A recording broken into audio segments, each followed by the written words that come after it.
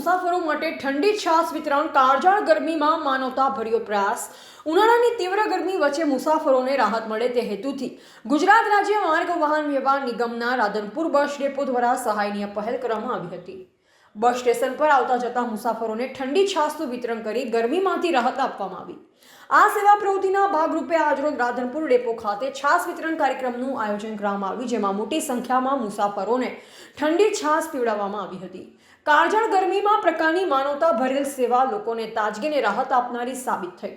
કાર્યક્રમ દરમિયાન depot manager વિશાલભાઈ સહિત ચિરાગભાઈ ચાવડા, બીએમ ગઢવી અને મહેશજી ઠાકોર હાજર રહી કામગીરીને સફળ બનાવી હતી।